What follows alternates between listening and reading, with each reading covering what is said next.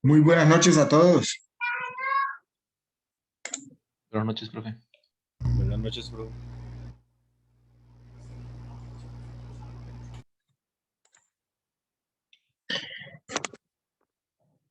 En la clase pasada quedamos ya hablando del modelo financiero y habíamos cargado hasta definir todo el tema del balance y demás. ¿Qué dudas, qué inquietudes tienen?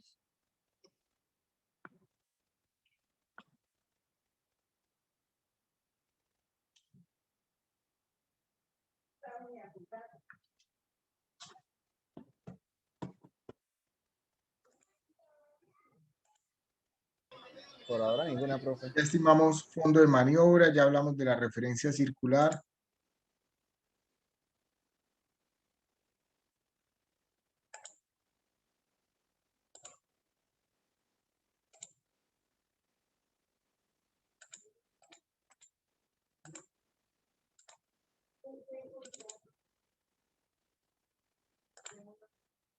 ¿Ya están viendo la pantalla? Sí. Regálenme un minuto, por favor.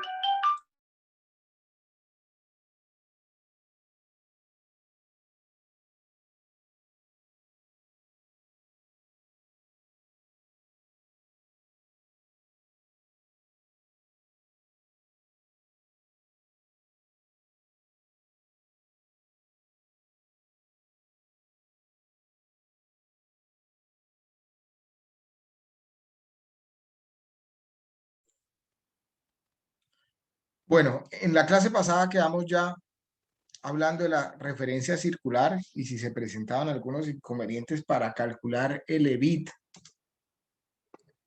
y el EBT, lo que se tenía que hacer para solucionar esos inconvenientes.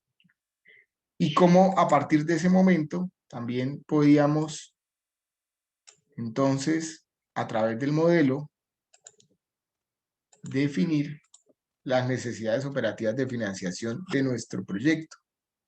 Y esa es una de las grandes bondades que tiene el modelo financiero que se les entregó, que ustedes están alimentando. Entonces, básicamente, lo que vimos en la clase pasada es que para llegar al EBT, ya habíamos calculado hasta el EBIT, después de descontar las depreciaciones y amortizaciones. Para llegar al EBT tenemos que descontar nuestro resultado financiero, ya sea si tengo inversiones a corto plazo o si tengo deuda, ¿cierto? Y una vez tengo ese EBT, descuento los impuestos de declaración de renta y demás, y llego a las utilidades del ejercicio.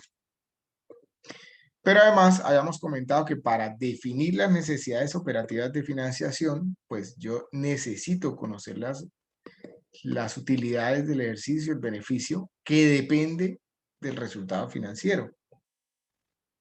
Y que esas necesidades parten de conocer el beneficio, más todas las amortizaciones, menos las inversiones de activos, más los aportes de los accionistas, la deuda a largo plazo, descontar el incremento de activo a corto plazo, que es mi fondo de maniobra, mi activo circulante, y sumar mi pasivo a corto plazo, que también hace parte de mi pasivo circulante.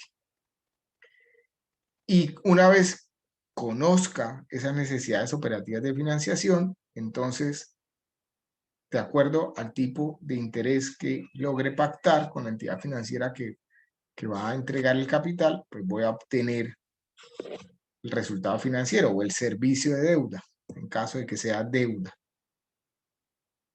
Entonces, ¿dónde se hace eso en el modelo y cómo se alimenta? Entonces, fíjense que para calcular las necesidades operativas de financiación, hay un apartado en el modelo que va desde la fila 164 a la 184 y básicamente lo que está siguiendo es lo planteado en la diapositiva, ¿cierto? Arranca con el beneficio neto, que si lo revisamos en el modelo, ese beneficio neto está relacionado con la celda C54. La celda C54 pues sale de la cuenta de resultados, ¿cierto? Del ejercicio que hicimos de cuenta de resultados.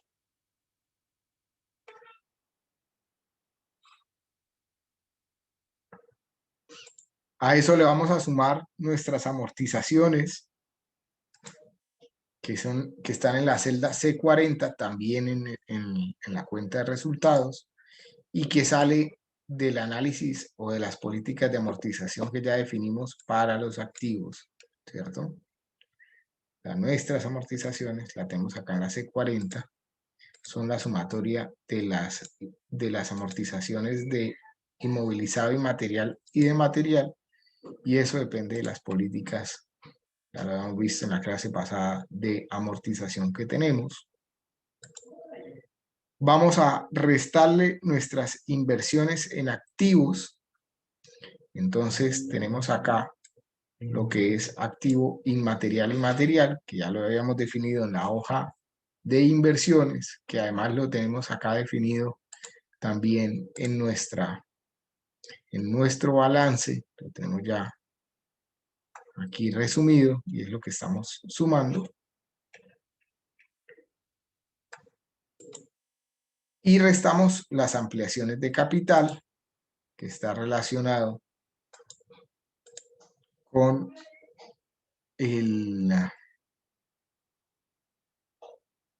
lo que ya dije que iba a ser mi aporte. Si lo revisamos, está relacionado con las variaciones que tengo del patrimonio, ¿cierto? Aporte de accionistas viene relacionado entonces con el capital propio, con el patrimonio que tengo definido, tanto en gastos de constitución como en lo que los socios colocaron para abrir el negocio. Y después tengo las variaciones del fondo de maniobra. Recordemos que los incrementos de financiación a largo plazo no los vamos a tener en cuenta. Ya lo habíamos dicho en la clase pasada que la fila 144 y 145 las vamos a dejar quietas.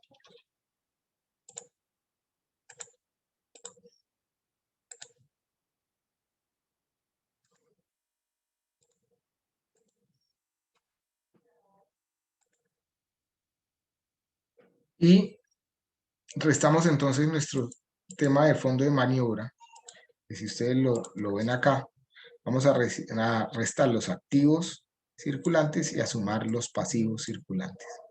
¿Sí? Que es lo que tenemos aquí. Y lo mismo que está planteado acá. Eso nos define unas necesidades de financiación.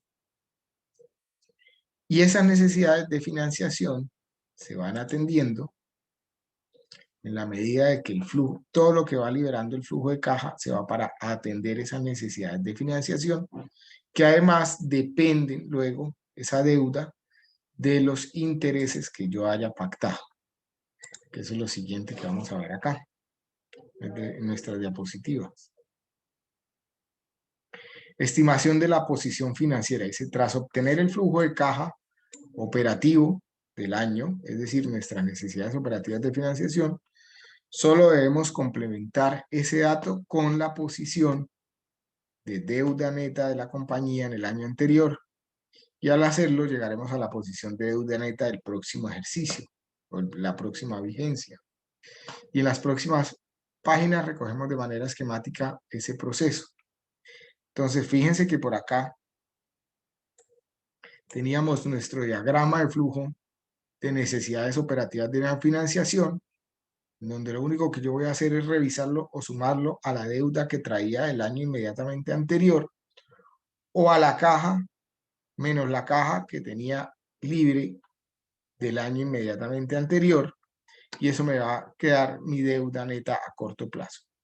Si en efecto esa deuda existe, si sí tengo deuda, pues entonces tengo que multiplicarla por el interés pactado de deuda.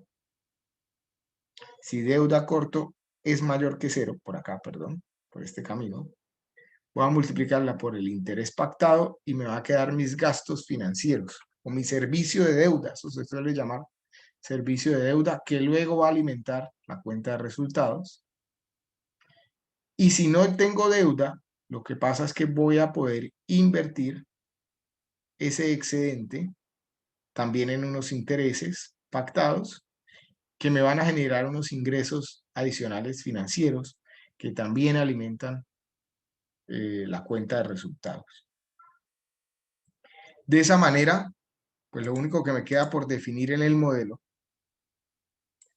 es cuáles son los intereses pactados. Regálenme un minuto y damos por acá acceso. Paula, Daniela, Nicolás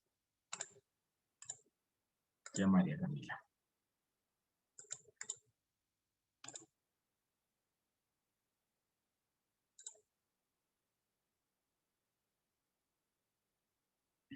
Entonces, en mi modelo solo nos falta por definir cuáles son los intereses de inversiones financieras temporales que espero recibir y cuáles serían los intereses pactados para deuda, que lo coloco respectivamente en la fila 193 y en la fila 196.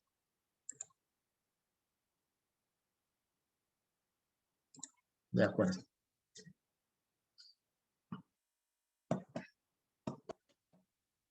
¿Alguien me puede decir qué intereses, qué tasa de interés tenían efectiva anual ya definida en sus proyectos?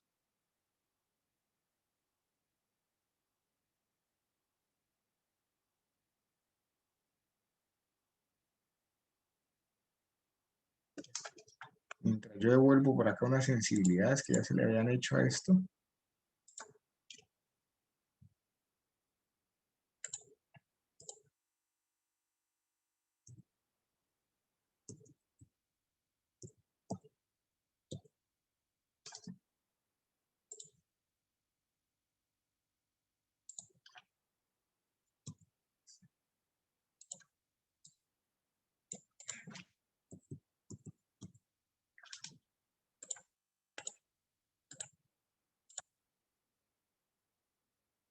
Una tasa de interés que ustedes tengan ya, que hayan averiguado con alguna entidad.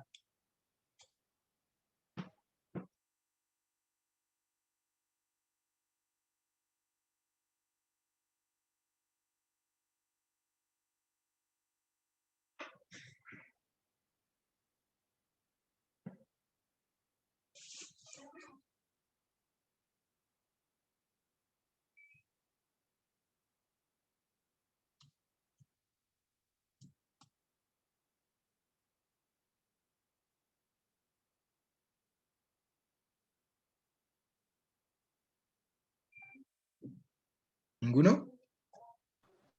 Profe, el 25,34%. Vale, vamos a colocar esa tasa entonces. Está un poco alta, pero está bien. 25,34. ¿Qué pasa si dejo para el tema de intereses financieros esa tasa del 0,6%?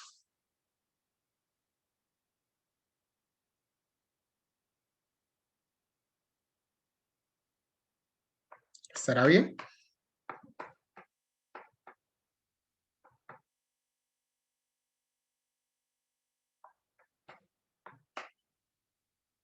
¿Esa tasa a qué instrumento financiero corresponderá? Ese 0,6% efectivo anual.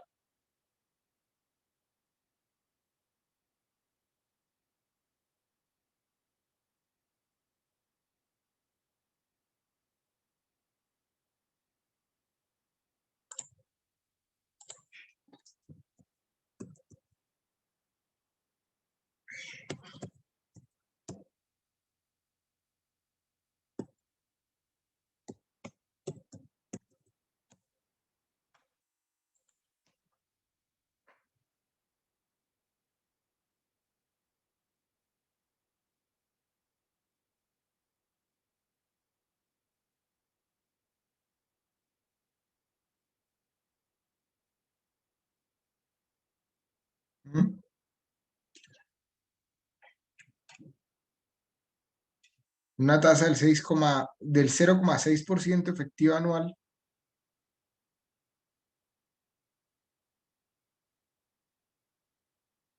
¿A qué corresponderá?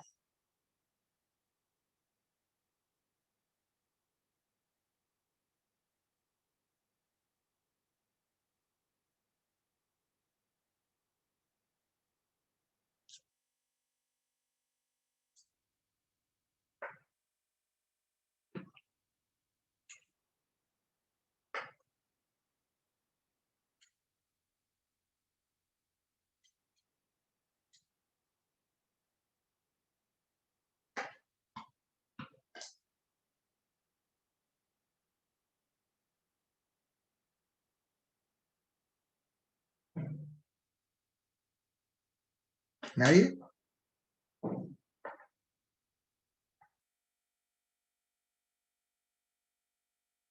Eso es lo que puede rentar nuestras cuentas de ahorros en Colombia, del orden del 0,6% efectivo anual. Prácticamente nada, ¿cierto? Muy por debajo de la cifra de inflación.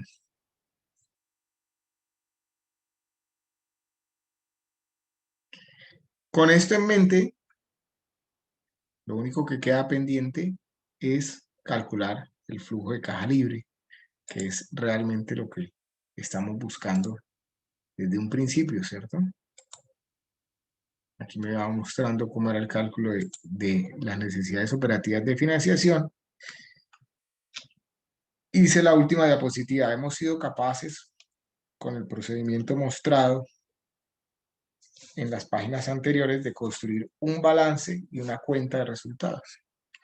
Cualquier financiador o inversor y nosotros mismos tenemos una herramienta que nos permite responder a cuestiones sobre el proyecto y sobre todo ver el impacto de cualquier variación en una variable o en un análisis de sensibilidad. ¿Cómo calculamos entonces nuestro flujo de caja? Pues ya lo habíamos definido cuando hablamos de flujo de caja específicamente, que por el método indirecto, para hallar el flujo de caja, partíamos del EBIT, sumamos depreciaciones y amortizaciones, descontaba el capital de trabajo, descontaba el CAPEX y iba a obtener mi flujo de caja operativo. Si a este flujo de caja operativo le descontamos además el impuesto hipotético, pues voy a obtener el flujo de caja libre. Y en ese caso, perdón,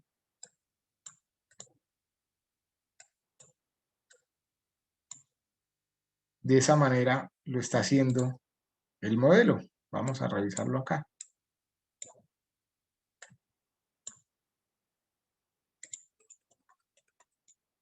Entonces, para el cálculo del flujo de caja libre, arrancamos del EBIT, que lo está llamando de la celda C44, que ya lo habíamos calculado en la cuenta de resultados. Descontamos un impuesto hipotético de renta, que esto depende de los datos de entrada, la celda B11, que es el porcentaje del impuesto sobre la renta,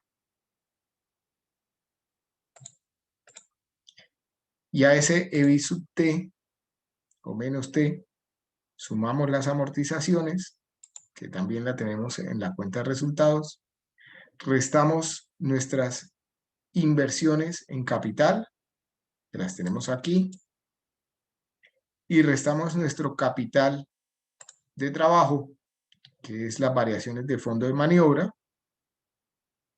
y nos va a quedar nuestro flujo de caja libre. O sea, nos vamos por este lado. Ya con eso tengo mi negocio de empanadas. ¿Qué me hace falta? Pues saber si este negocio es o no es viable, si es atractivo, si es conveniente hacerlo. ¿Ustedes qué opinan? ¿Sí o no? ¿De qué depende?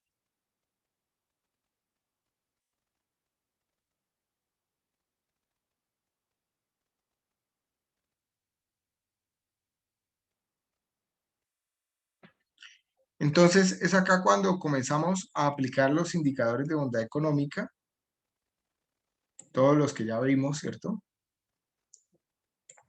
Y comenzamos a aplicar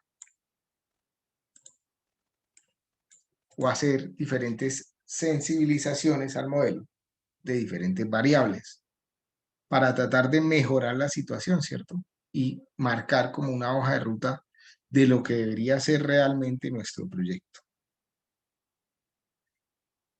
Entonces, recordemos que tenemos unos indicadores de bondad económica. Profe, una pregunta. Señor, Ese es bueno, por ejemplo, eso que usted tiene ahí, el primer valor del flujo de caja libre que le da negativo. O sea, por lo general eso el es, primer valor va a dar negativo porque es cuando voy a tener que hacer la inversión, ¿cierto? En la gran mayoría de los negocios, ese primer valor va a ser negativo. Qué tan negativo? Pues va a estar muy en función de en cuánto invirtieron ustedes, ¿sí? y pues en mi Recordemos caso que que es positivo, pues es algo bueno o malo. es algo que hay que revisar. Si todas las variables y supuestos están bien, pues claro que podríamos comenzar con un flujo positivo, pero hay que revisarlo. Hay que revisar sobre todo los supuestos de ventas. Si lo que yo digo que voy a vender, en efecto lo puedo vender. Y comenzar a buscar, por ejemplo, cuál es el punto de equilibrio. Ya vamos a hablar un poco del punto de equilibrio. ¿Sí? Recordemos por ahora que para poder evaluar un proyecto, la conveniencia del mismo, pues tenemos una serie de indicadores de bondad económica, como es el valor presente neto, que ya el modelo lo tiene calculado por acá, como es la TIR, que ya el modelo la tiene calculada por acá, como es el payback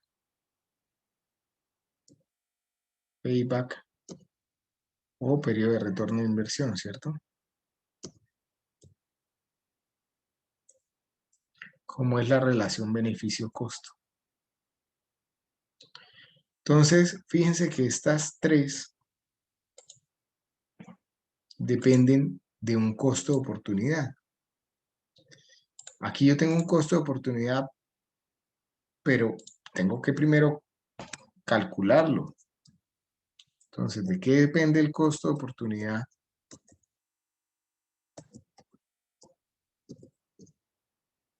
Ustedes ya lo habían hecho, ¿cierto? Para la segunda exposición ya habían tenido que calcular el costo de oportunidad de su negocio. Yo acá voy a decir que está compuesto, o sea, el capital que está dentro de mi idea de inversión o negocio está compuesto de patrimonio y está compuesto de deuda. ¿Cuánto es el patrimonio?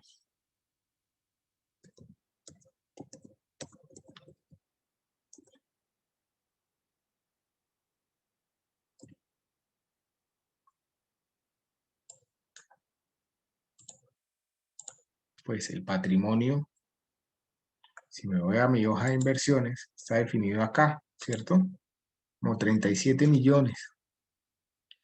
Y ese 37 millones depende de lo que en la hoja de datos de entrada coloque en la celda B21, que además depende de una restricción que yo les puse de manera académica y era de que no puede ser patrimonio más del 40%. Todo lo demás debería ser deuda.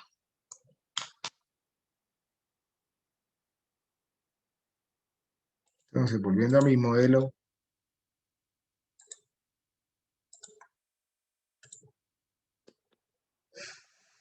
tengo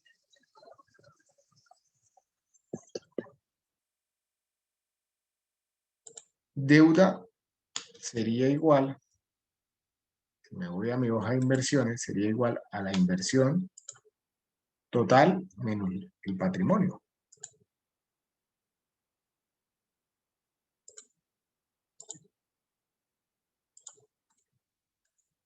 Después me toca definir las tasas de interés.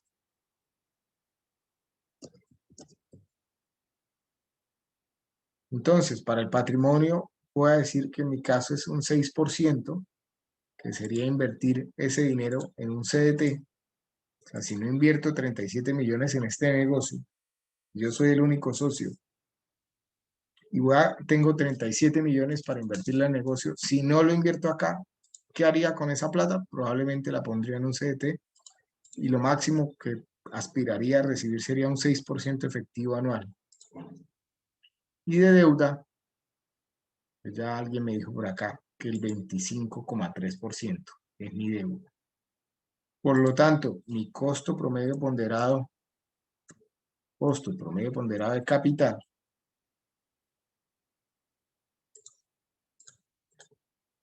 va a ser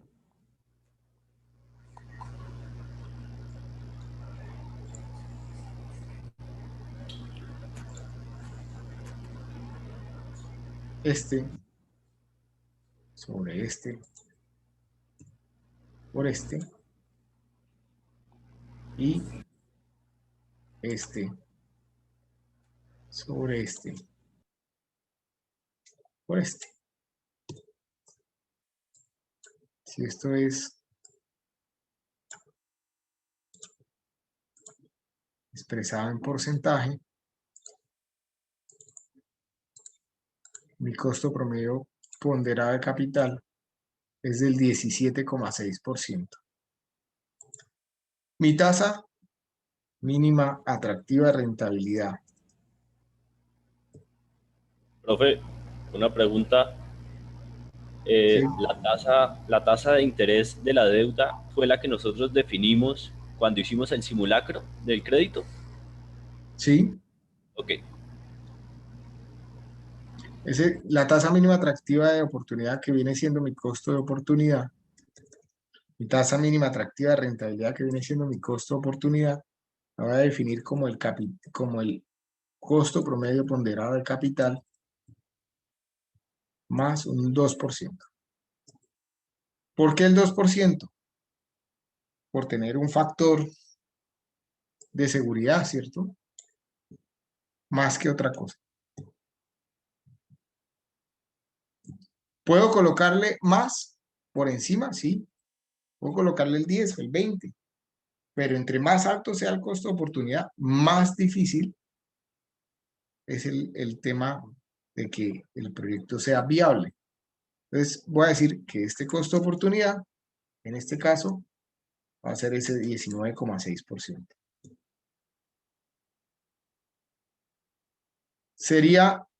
Es importante que ustedes tengan este cálculo definido en el mismo Excel que van a entregar, ya sea en esta hoja o en una hoja aparte. ¿De acuerdo?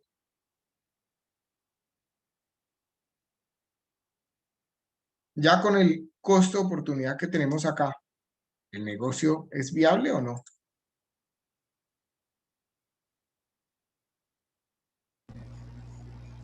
Estaría presentando pérdidas. ¿Por qué dices eso? Pues basándome también en la tabla en la que me dice cuánto es el valor de mi empresa.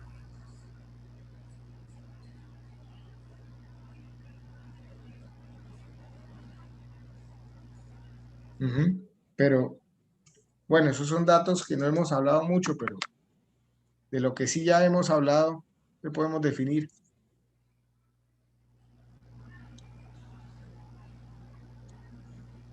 Pues ahí Sí estaría, podemos llegar a esa conclusión.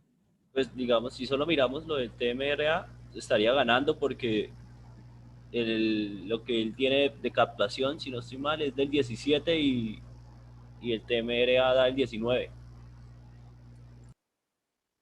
No entendí. Que el costo de ¿Me lo vuelves oportunidades a es más, explicar? el costo de oportunidades sería mayor al que él tendría de captación, si no estoy mal.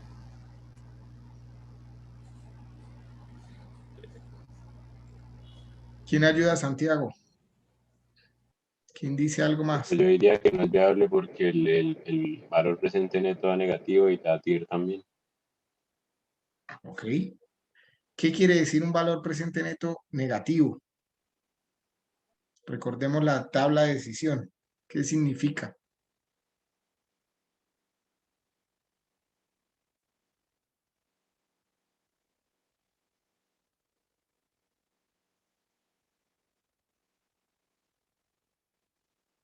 Los escucho.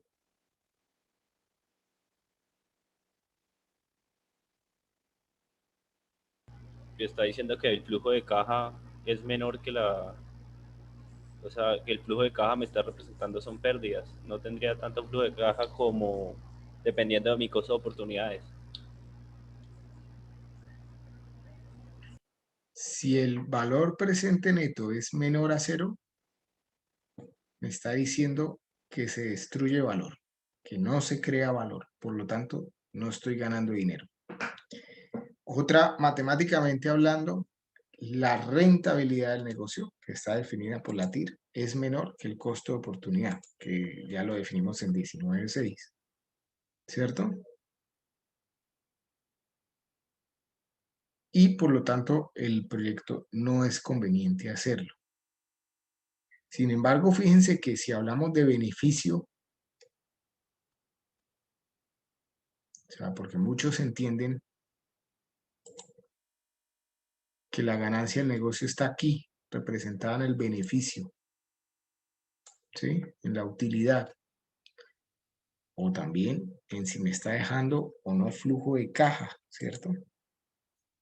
Ya por indicadores de bondad económica, ni por un lado ni por el otro, ¿no? El beneficio, fíjense que como está planteado el negocio, es negativo. Tengo que comenzar a hacer sensibilidades sobre el negocio. Entonces, recordemos que este es un negocio de empanadas, que tienen las empanadas ya definido un costo, que tengo definido un valor, que tengo definido unas cantidades. Si yo aumento las cantidades, o sea, si digo que no voy a vender 140, sino muchas más cantidades, todo negocio, si digo que voy a vender mucho más, se vuelve viable. O sea, si digo que voy a vender el doble, ¿sí?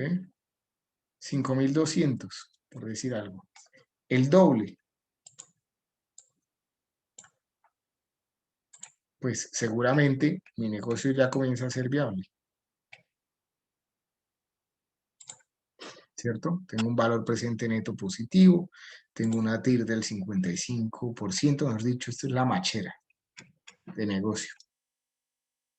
Estamos hablando de que tengo que vender 230 empanadas diarias. Ustedes podrán decir, uff, claro, esto sí es fácil, se consigue.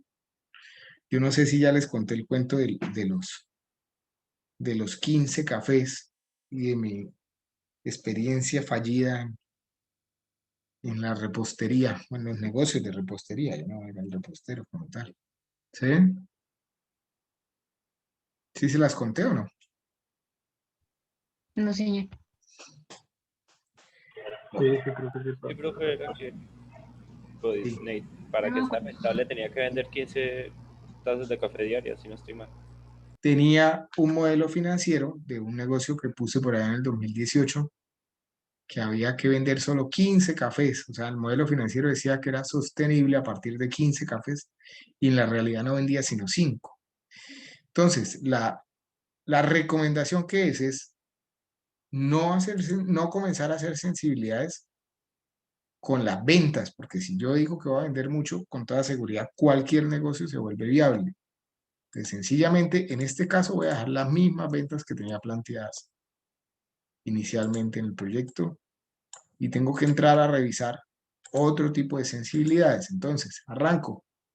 El crecimiento de las unidades. Ya hay unas proyecciones que dicen que el crecimiento de la economía del país va a rondar el 4.3%. No sé si ustedes lo vieron en Vanguardia, hace un par de días salió algo que decía precisamente esto. Entonces, hablar de que al siguiente año voy a tener un 3 y después llego al 4.3 y después voy a ir a crecer, voy a seguir creciendo, pero ya no al mismo ritmo, creo que puede ser coherente. Siguiente sensibilidad, el precio. Yo estoy diciendo que arranco en promedio con precios de 2.129, después paso a 2.171, después a 2.200 y así, o sea, esto es ligeramente imperceptible para el cliente. Creo que lo puedo dejar así. Si lo subo mucho más, ya de pronto los clientes no lo reciben con buen agrado y probablemente eh, puedo hacer peor, ¿cierto? En la realidad que lo que pretendo.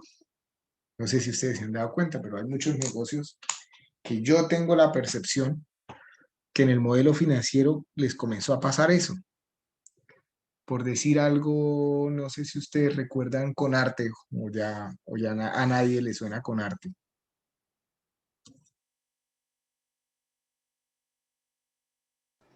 No, señor. ¿No?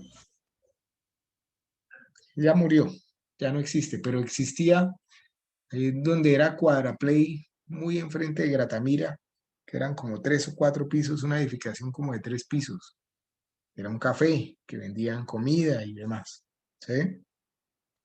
Hasta, qué sé yo, hasta hace unos 3 años existía. Era un negocio que, como dicen los españoles, moría de éxito cuando comenzó.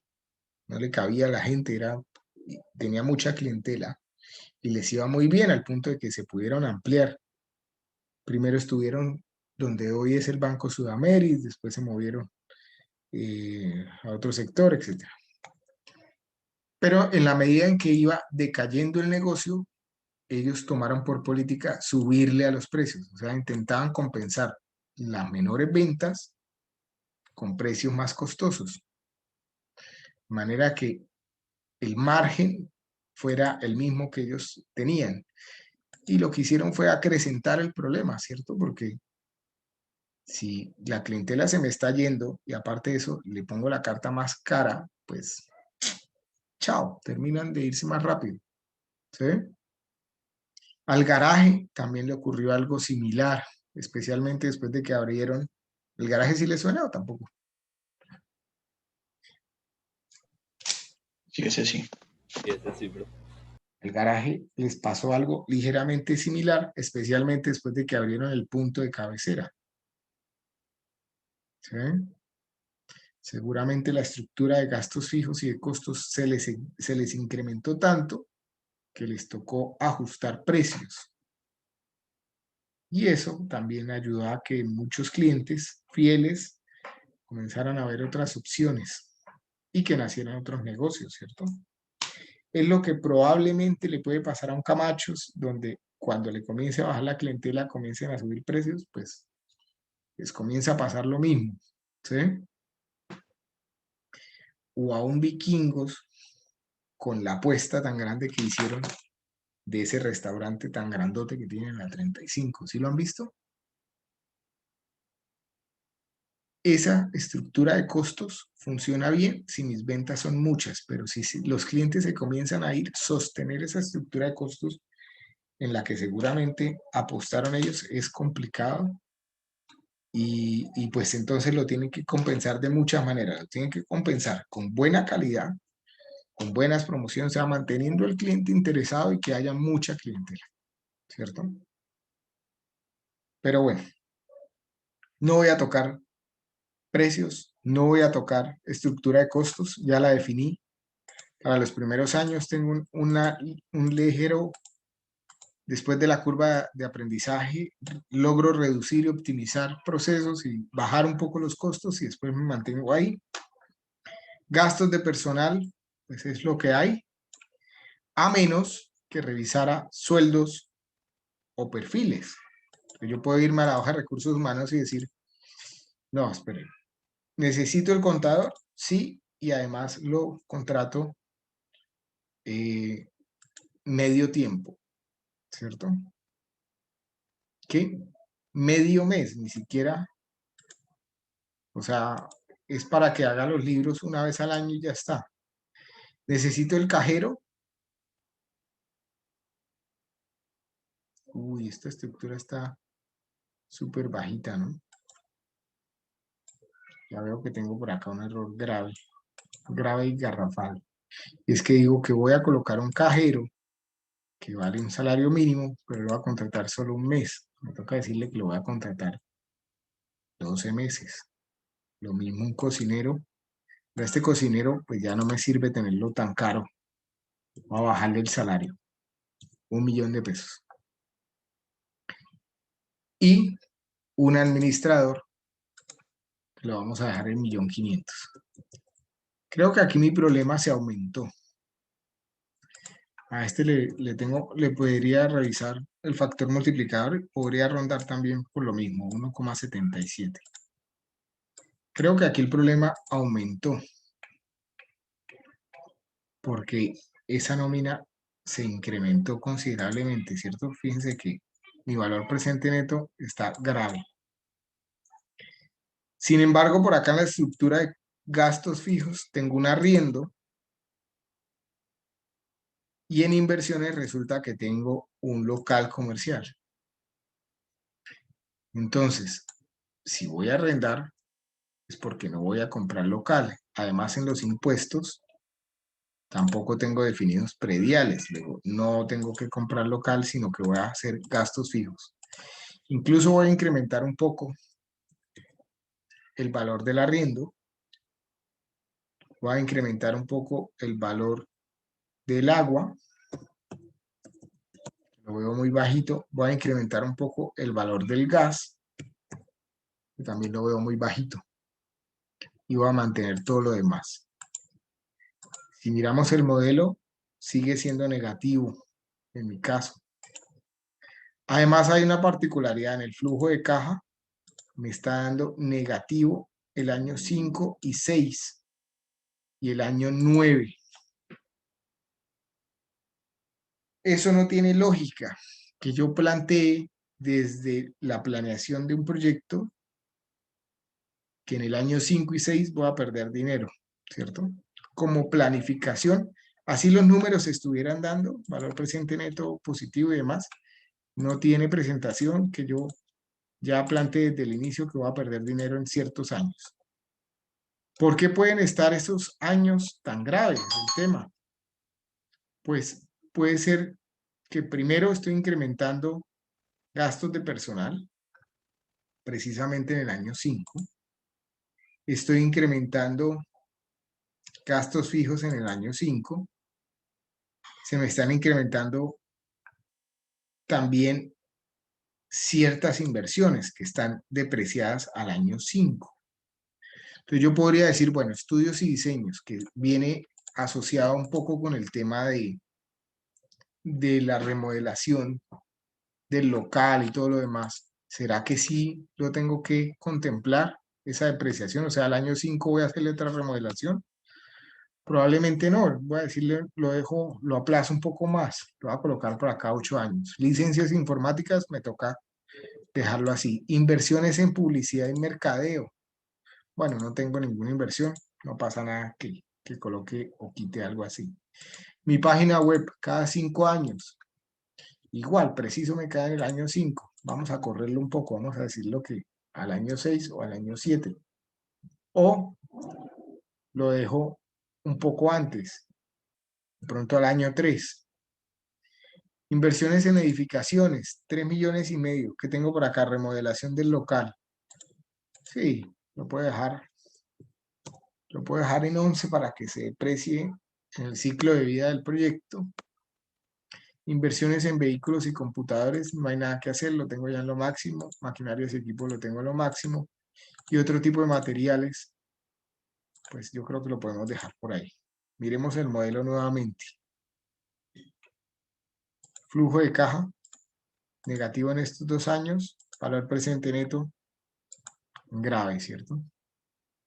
¿Será que influye el hecho de que la tasa de interés está muy alta?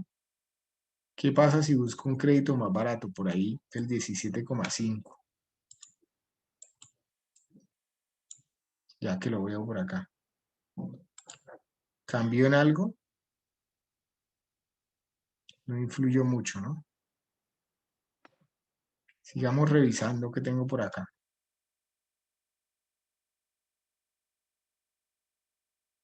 Y esto sí está trabajando.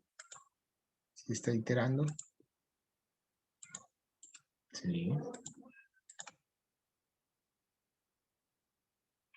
De inversiones creo que no voy a cambiar nada del tema de existencias. El tema de personal.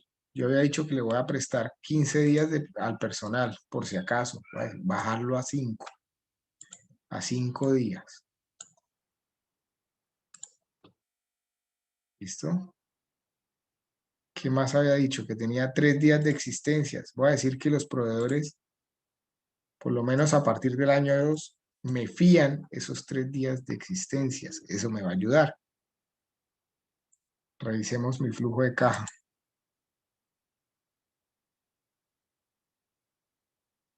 Ahora se puso grave desde el año 3, el año 5 y el año 6.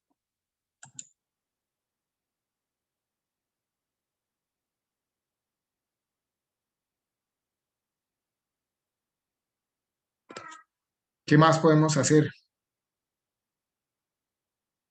¿Qué plantean? Voy a quitar definitivamente el tema de préstamos a personal.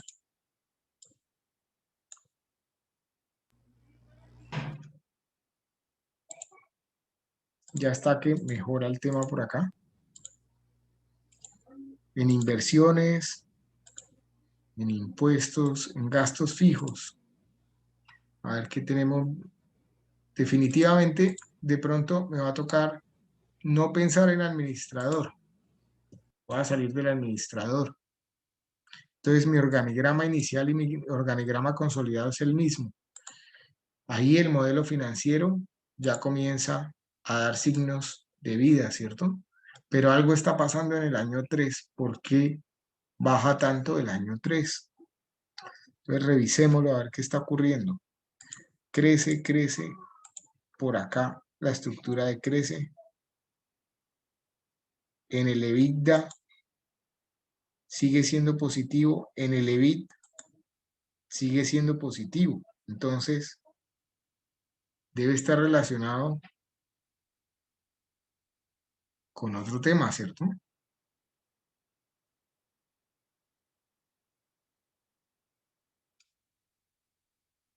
En el beneficio es positivo, pero los primeros 3 años es donde está grave el tema.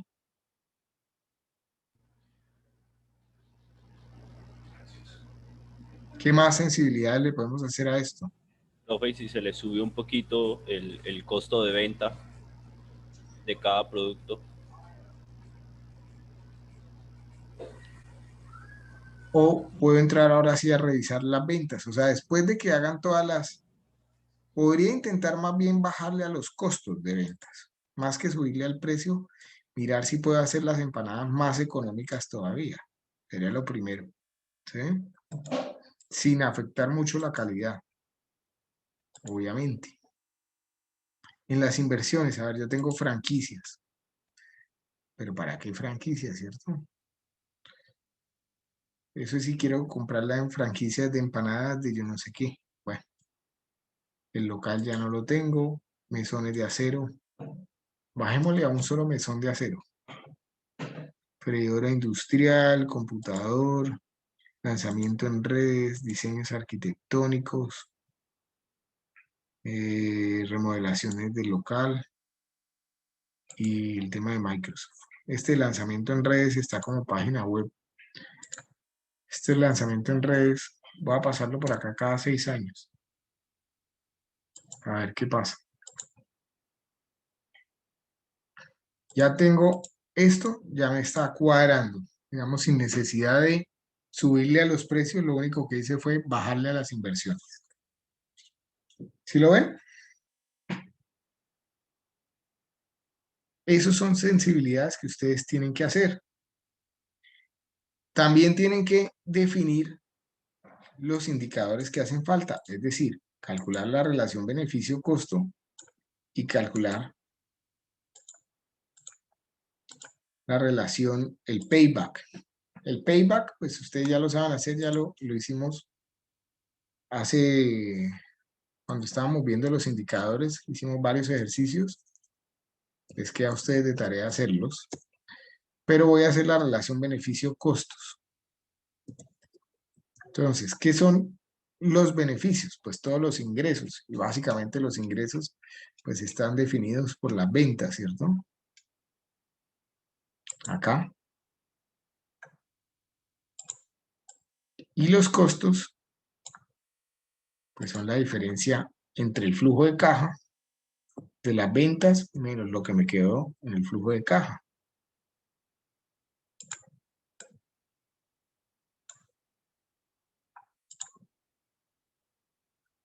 ¿Sí?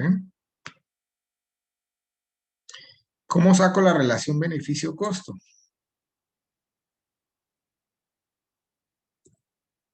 Pues la relación beneficio-costo, si ustedes recuerdan, es el valor presente de los ingresos sobre el valor presente de los costos. Luego sería igual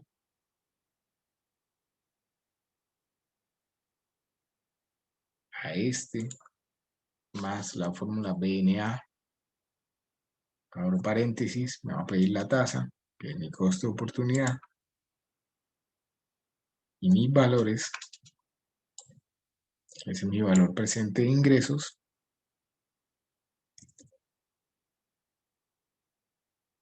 sobre mi valor presente de costos, sería este más BNA, la tasa que es esta,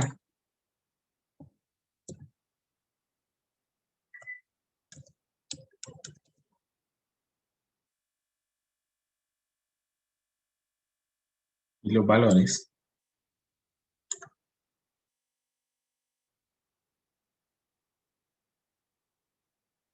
Y fíjense que en este caso me está dando mayor a 1.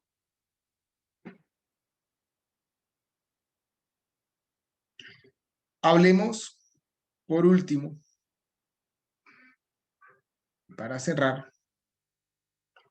de el punto de equilibrio. ¿Qué es el punto de equilibrio? ¿Qué entienden ustedes por punto de equilibrio? ¿Y cómo podría calcular el punto de equilibrio de este negocio?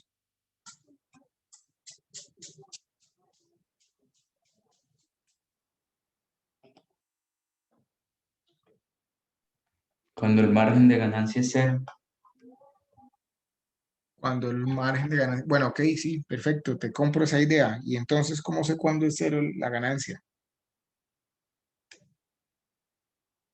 Pero la pérdida también es cero. O sea, para que haya equilibrio es, no tengo ni ganancia ni pérdida. El negocio está en el punto de sostenibilidad. Produce exactamente lo que gasta. Por eso se llama punto de equilibrio, ¿cierto? A partir de eso, cada venta adicional ya me produce ganancia. Tocaría revisarlo en el estado de resultados, ¿no? Porque también se debe tener en cuenta los impuestos, después de impuestos. ¿Qué indicador me podría decir o ayudar a encontrar el punto de equilibrio?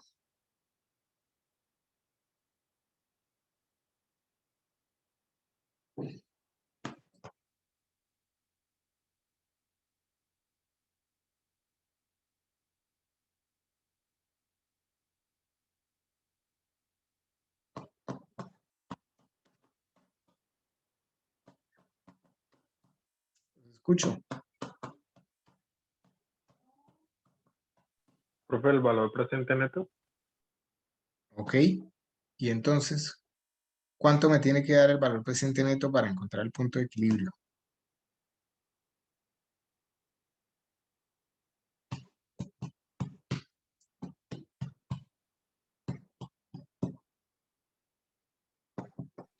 Cero, profe.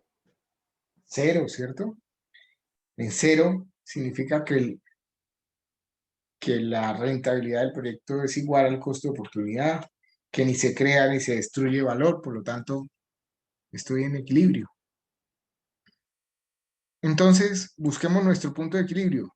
Básicamente es intentando averiguar cuáles son las ventas mínimas que necesito para que este negocio, así, con la estructura que ya he definido acá, con las sensibilidades que ya tengo acá, va a llegar a punto de equilibrio. Entonces, sencillamente comenzamos a bajarle a las ventas, ¿cierto? ¿Qué tal si decimos que no vamos a vender 2.600, sino 2.400 empanadas de todos estos tipos al año? ¿Cuánto va mi modelo? Me pasé para el otro lado, ¿cierto? 2.500.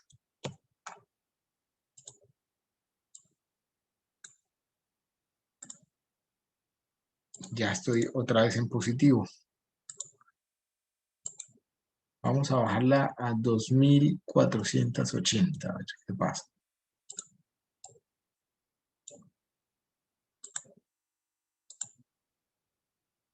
Negativo.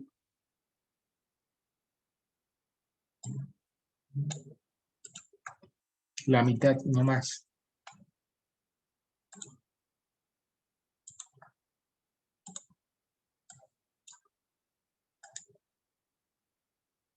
Ya me estoy acercando, ¿cierto?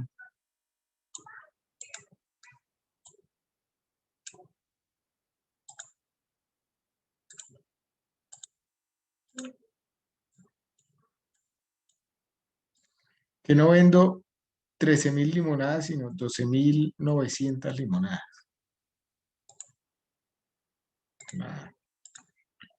12.980. 990.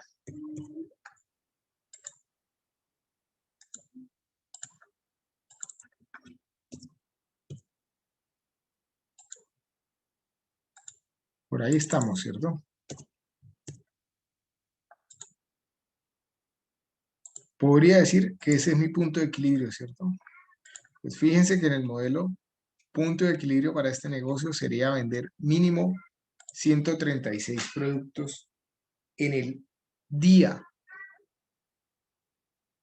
Estamos hablando de empanadas y de limonadas. 136 productos en el día. Obviamente, esta estructura ya me permite tener 3 empleados. Una persona de cajero, una persona de cocinero y un contador. Y me permite tener un arriendo, una estructura de gastos fijos y unas inversiones que en el papel son de 20 millones de pesos, de los cuales yo voy a colocar 8 millones de pesos. ¿Sí lo ven?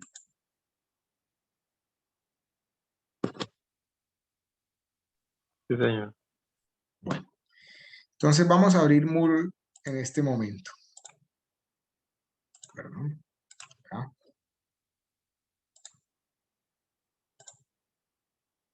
De aquí al domingo, la próxima semana, a ver, tengo la próxima semana,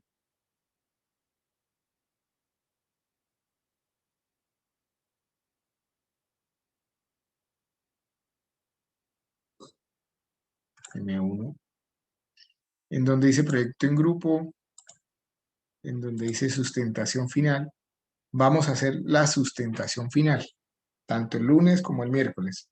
Unos grupos pasan el lunes, otros grupos pasan el miércoles. La sustentación final, ya lo habíamos hablado creo que en la clase pasada, se compone de 2 fases. Una primera, 5 minutos de exposición, donde ustedes me van a presentar solamente esto. Y 10 minutos de sustentación, donde van a abrir el modelo financiero y yo le voy a hacer una serie de preguntas, en donde quiero saber qué sensibilidades hicieron, pues qué consideraciones hicieron, qué estimaciones, etc. Tienen hasta el domingo a las 6 de la tarde para cargar en este link la presentación en PowerPoint y el Excel, el modelo financiero ya final. ¿De acuerdo? Sí, señor. Vale. Miremos muy rápidamente el parcial.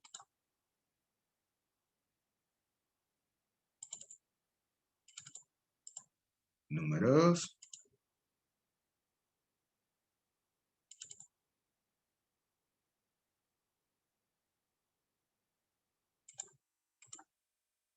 Regálenme un minuto, voy a traer una tableta para poder hacer el ejercicio. ¿Listo? Minuto, por favor.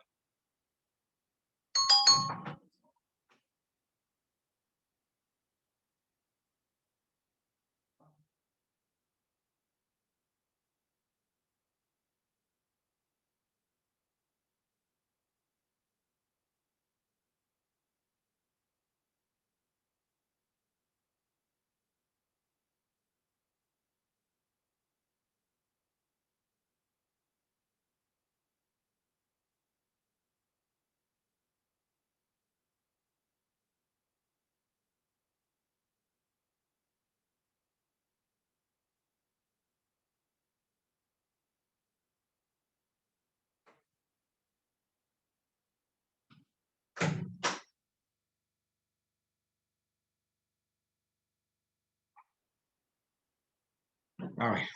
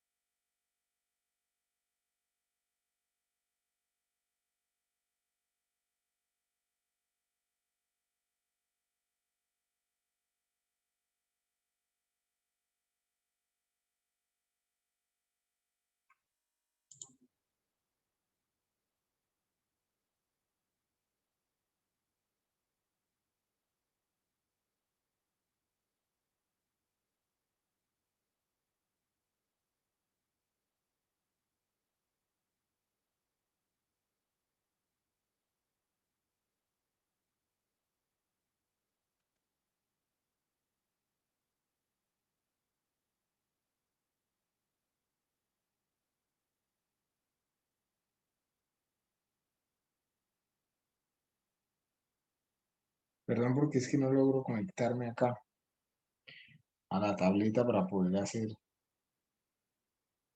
la revisión. Regálenme un segundo ya.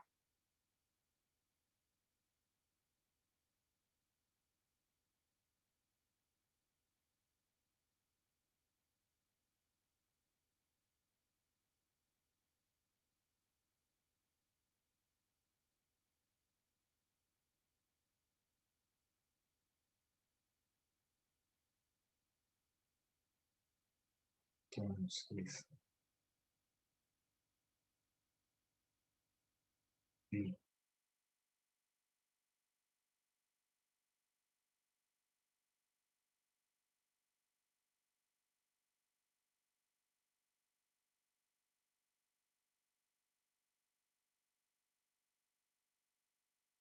¿Ya ven la tableta?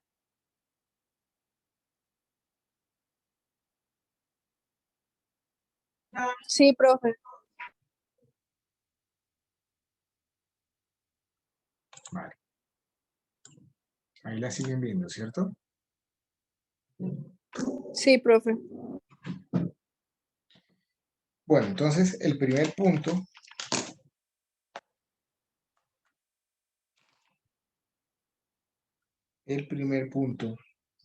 del parcial decía, un fondo de inversión le ofrece un plan a 15 años.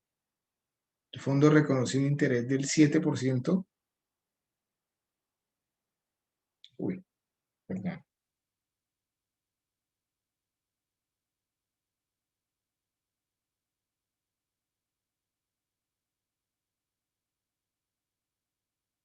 El fondo les reconoce un interés del 7% nominal anual trimestre vencido. Y usted decide colocar en el fondo 7.500.000 hoy.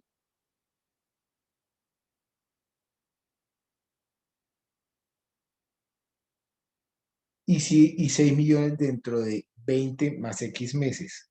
Esto es 0.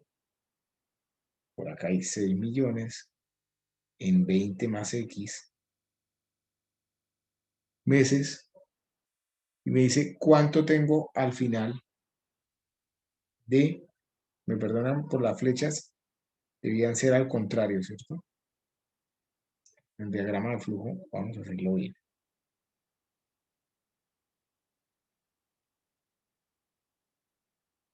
Entonces, coloco 7 millones y medio hoy y 6 millones en 20 más 6, 20 más X. Y me preguntan cuánto voy a tener acumulado al cabo de 15 años. ¿Cuál es el valor futuro al cabo de 15 años? ¿Cuánto me da en meses 15 años?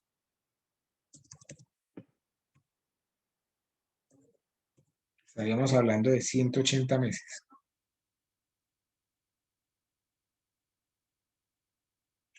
Por lo tanto, mi valor futuro sería igual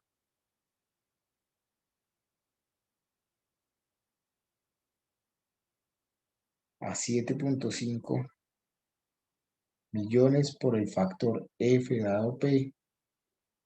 El interés que lo tengo que convertir a nominal mes vencido, ¿cierto? Y 180 periodos más 6 millones por el factor F dado P, el interés, y 180 menos 20 más X.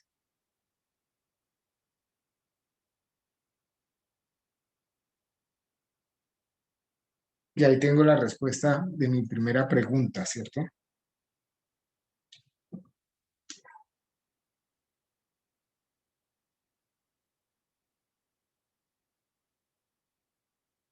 ¿Sí? La segunda pregunta decía, una empresa de consultoría en ingeniería que cotiza en bolsa paga un bono a cada ingeniero al final del año, con base en el flujo de caja libre que obtiene durante ese periodo. Si la inversión inicial de la compañía fue de 950 millones de pesos, entonces la inversión de la compañía fue 950 millones de pesos, ¿qué rentabilidad anual ha obtenido la empresa sobre los dineros que permanecen invertidos en el negocio si el bono de cada ingeniero, el bono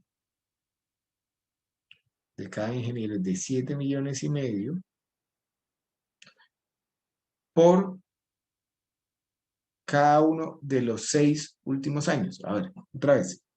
Si la inversión inicial de la compañía fue de 9 millones, 950 millones, ¿qué rentabilidad anual ha obtenido la empresa sobre los dineros que permanecen invertidos en el negocio si el bono de cada ingeniero ha sido de 7 millones 500 por cada uno de los 6 últimos años?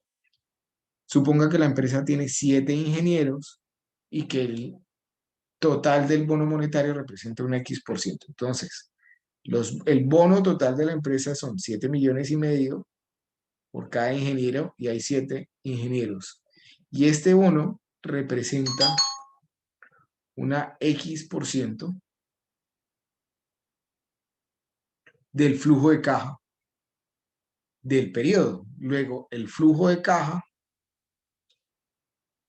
es el 100% menos el X, ¿cierto? Menos el 100%, perdón. El 100%. Puedo hallar el flujo de caja, pues despejando aquí esta ecuación, ¿cierto? Conozco la X%, cada uno de ustedes tenía un valor diferente. Puedo hallar cuál es el flujo de caja y armar mi flujo de caja acá para los últimos 6 años, dice el ejercicio. 1, 2, 3, 4, 5, 6, donde A es igual a flujo de caja. este flujo de caja que tenemos que despejar, ¿cierto? Y la pregunta que era ¿cuál es la rentabilidad que ha tenido la empresa? No es otra que encontrar la TIR. ¿Cuál es la TIR del flujo de caja que está aquí planteado? Que en Excel es muy sencillo de calcular, ¿cierto? El tercer punto, decía, una compañía constructora importante pronostica que en los años por venir podría verse involucrada en litigios relacionados con efectos colaterales que se perciben de construir edificaciones en zonas vulnerables a sismos. A fin de preparar fondos destinados específicamente para esto, la empresa quiere tener dinero disponible dentro de 8 años, que hoy tiene un valor de 1.200.000, de 1.200 millones de pesos, perdón, de 1.200 millones de pesos. Luego, 1.200 millones de pesos es el valor de lo que yo voy a ahorrar, pero en pesos de hoy. 1.200 millones. La compañía espera tener reservados 82 millones al final del año 1, 82 millones, e incrementar esa cifra de manera uniforme para en cada uno de los 5 años siguientes, decía, pero recuerdo que habíamos hablado de que íbamos a quitar la palabra 5, es decir, en cada uno de los años siguientes iba a incrementar el valor. ¿Sí recuerdan? Si la empresa espera obtener un X% de rentabilidad. Entonces, aquí el tema es que tengo una A que es igual a 82 millones de pesos durante el total de los 8 años, es decir, 1, 2, 3, 4, 5, 6, 7 y 8. Y a partir del año 2, esto es 0, 1, 2, 3, 4, 5, 6, 7 y 8. A partir del año 2 comienza a incrementarse ese valor.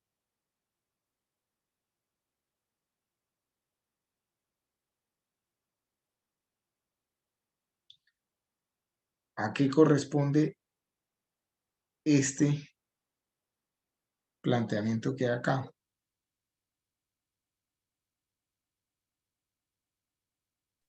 Factor de gradiente geométrico. ¿Gradiente qué?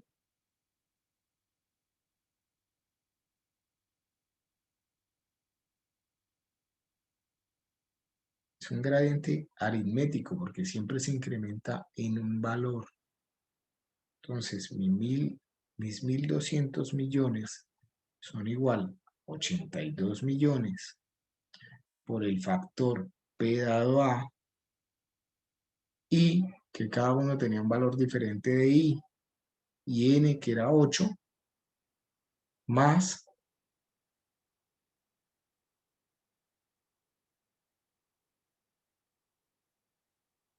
G, que es lo que tenía que hallar.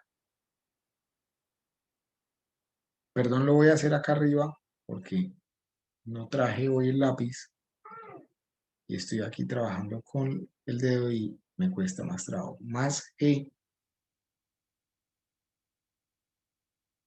aquí, este más es el más que están viendo arriba, más G por el factor G, perdón, P dado G, y N que también era 8.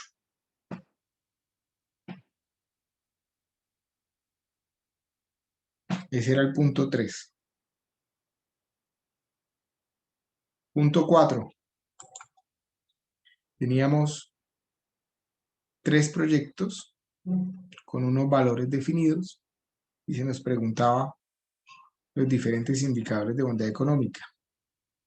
¿Cuál es el valor presente neto? ¿Cuál es la tasa interna de retorno? cuál es el periodo de retorno de inversión, cuál es la relación beneficio-costo y cuál es el proyecto más conveniente y por qué. Nosotros hicimos varios ejercicios de ese estilo, ¿cierto?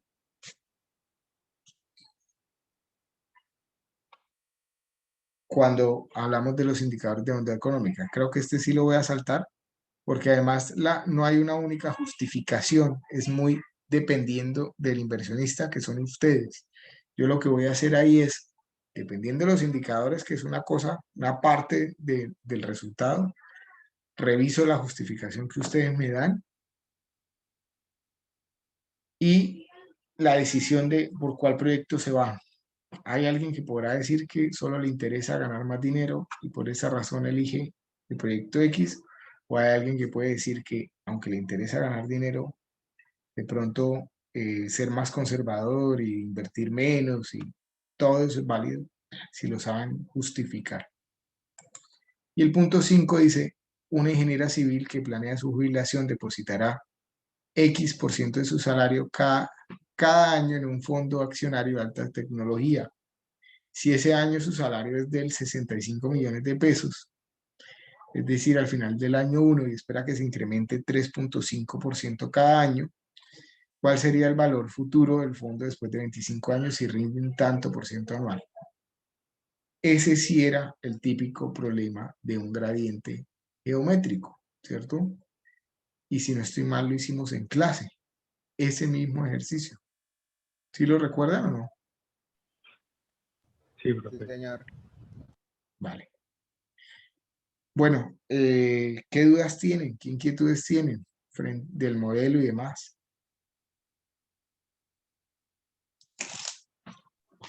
Profe, yo quería pedirle algo. ¿Será que se puede dejar la entrega para el domingo a las 12 de la noche? Porque pues algunos tenemos parcial el viernes, clase en la mañana y parcial el viernes en la tarde. Pues en este punto, si ustedes han sido muy juiciosos, fíjense que esta es la cuarta clase del modelo financiero. Ya ese modelo debería estar prácticamente listo. No voy a cambiar la fecha, no los voy a penalizar. Tienen que estar cargados antes de la exposición, que es el lunes. ¿Listo? Listo, profe, Ahí en el muchísimas gracias. repositorio lo pueden cargar. O sea, si lo cargan un poco tarde, pues ya está, no los voy a penalizar. Lo importante es que estén antes de la sustentación. ¿Sí? Listo, profesor. Bueno, gracias a todos. Nos vemos para las sustentaciones la próxima clase. Métanle la ficha. Yo sé que los remates de cada semestre son fuertes. Para nosotros también son muy fuertes. Yo, así como ustedes que van a estar este fin de semana haciendo trabajos y todo, pues también me pondré a calificar con el objeto de que ustedes tengan todas las notas que están pendientes antes de entrar a esa semana de parciales y de sustentaciones y demás. Voy a intentar cumplirles ese compromiso, ¿sí?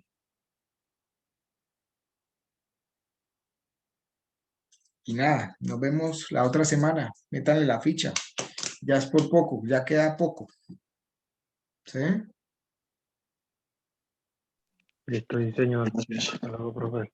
Hasta luego, profe, gracias. Hasta luego, profe. Hasta luego, Gracias, profe. profe. Hasta luego. Hasta luego, profesor. Luego, profe, gracias. Hasta luego. Que estén muy bien.